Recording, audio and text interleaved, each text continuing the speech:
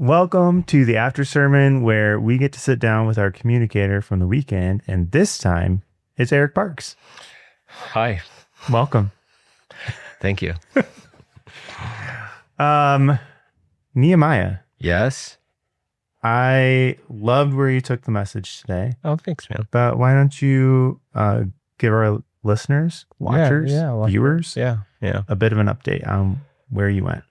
Yeah, I think so. Here, this will give you a little insight into sometimes how it works as a pastor. This was not the message on Monday, so I had a completely different message, and I was really struggling with it. I was just in Nehemiah 8. And for those of you that might read Nehemiah's, it is a harder read. It's a lot of names and I was on a long walk, and I put on went to YouVersion and started listening to it. And they start reading all these names. There's a ton of them. And all of a sudden, something clicked. I'm like, oh, that's a lot of people. I was like, people. This is how my brain works. I was like, people. Wait a minute. The wall, we're focused on the wall, but they keep talking about the people. Then I went back and I started listening again. I'm like, oh, they didn't do a ribbon cutting when they were done with the wall. When did they do the celebration? When the people moved into the city. And then it all started clicking where I'm like, oh, yes, it was about the wall, but it was never about the wall. It was that Nehemiah was pulling people to live inside that wall. This was all about a people of God, about hey, that's why they did the draft and convince people to come live in this thing. It was never just about the wall. And so that's really what we talked about today is, I think it's really easy to make something about something it isn't. Sure. Right? Whether that's through drift or rarely is it an intentional thing. No. I mean, think about how many times have you looked at something that didn't, a broken marriage, or, you end up in a place and you ask yourself the question, how did we get here? Well, that's it, is oftentimes we just sort of drift into these spaces. And I think as a church, we're 20 years old, and we're heading into what I would call the next season. In some ways, the last month has been a celebration of not just what has been, but what will be. I think it's really important to consistently come back to, hey, this has always been about building a people of Jesus, about a bunch of people who understand what he says, work really hard to rearrange our lives around those teachings, and we do that as a community, as a family. We move together. So, that was the essence of the message, and I think it is a really great reminder that this is from then till now, what God has been up to is building a people, right? Jesus pronounces the kingdom. This kingdom is a kingdom of people. So yeah, that's, in an essence, you don't even have to listen to it now. You don't have to go watch it. Huh? Well, hold on a minute. I got a couple questions for you. Okay. Because I think what was really interesting was you talked about the wall and how everyone in Nehemiah's day was oh yeah, they're volunteers. I'll build the wall. I'll help. I can do something for it. And then when it came time to live in it, everyone was I don't know. I think I might pass. Yeah. And so my question is, where does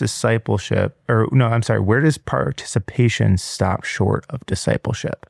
Well, that's a really good question, because I think sometimes they can feel, and sometimes even within the context of our spiritual communities, we'll say things well, we just need you to contribute, or maybe join a small group.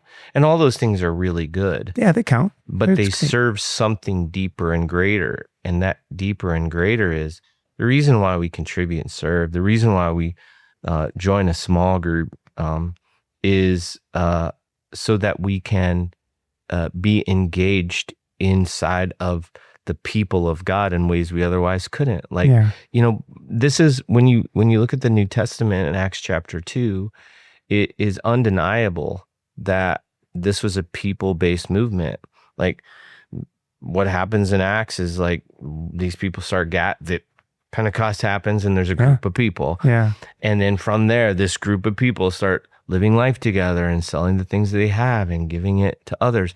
And that group of people attracted more people, and they wanted to live inside this. And this is what is so fundamentally cool about the kingdom, is that, even in Nehemiah's day, there were some prerequisites to live inside the wall. Sure. Right? Like, there were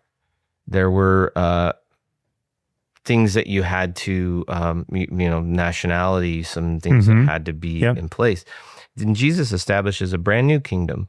He establishes a brand new people. And the Apostle Paul talks about it. It's not Jews or Gentiles or slaves or masters. It is not male or female. This is a people of God that now are gathered underneath one common thing, and that is Jesus and the cross. And this has been, like, when you say, what's the difference between like some of these things we might participate in and discipleship? It is, well, all of these things are means to that end, to become more like him, to understand what he said, that we would live in this community together, that we would grow together. And just as in Nehemiah's day, sometimes it's easier to stay put in the kingdoms you've already built and just be an admirer of, like, like people still, I would suspect that there were lots of people who came into the city walls during the day and shopped and did their thing, and then they went back home and lived at home. Yeah. And I think that metaphor is important, because I think it can be easy to show up for a weekend and admire and even like what's happening, but not ever be really known, never really join the people, never truly align your life, not just with the teachings of Jesus, but with this people of God. Well, I think that's the threshold of uncomfortability. Yeah. Right? It's like, well, like, I'm a little bit uncomfortable because maybe I'm stepping into a place that, like, is new for me. That's awesome. The next step of that is becoming known, and that becomes really uncomfortable. For real. But really, I mean, that is part of the journey, right? Yeah. And I think in this day and age, in particular in our modern churches, we've made it really easy to, we live in a culture, not just churches, a culture where it's really easy to not be known. Mm-hmm. I mean, where we can show certain parts of ourselves. Sure. But that is, like, when you really begin to study Acts chapter 2 and this whole idea of, like, this people of God, this people of Jesus, this is part of the goal. I say it all the time. If you leave the richness of community out of your discipleship, then you won't fully be formed into the likeness of Jesus. You won't. You can learn a lot on your own, and you can do a bunch on your own. But this is an invitation into a people, into a family, right? That's the invitation. And that's you scary. said it in you. I love how you brought, sorry, I'm reading the message again, but you brought the Ephesians verse for in sure. At the end, where it literally says, like, in him, you are also being built together into a dwelling place for God by the Spirit. Yes. And, like, that's what this is all about. I mean, if you go back, I opened this up like I was going to be able to read it. I don't have my readers on. So, but if you just go back to Ephesians chapter 2, and I started in verse 21, but back it up just a little bit.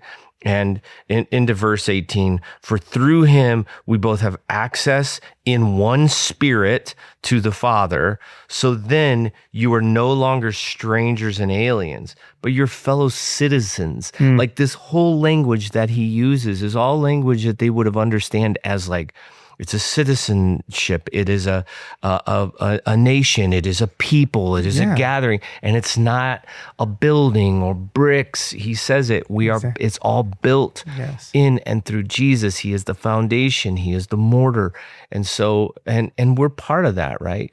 So I think it's really important, because, as I said up front, and I said at the end of the message, it's really easy to make something about something it isn't, and so. What this is about, it's certainly about following Jesus and his teachings, but it's certainly about in that process, joining a family, a community, a people. And we have to make space. The question has never been for Plum Creek, like, hey, should we build bigger things? The question is, should we make room for a bigger family? And I think that's the stuff you have to wrestle with. I love that. Yeah.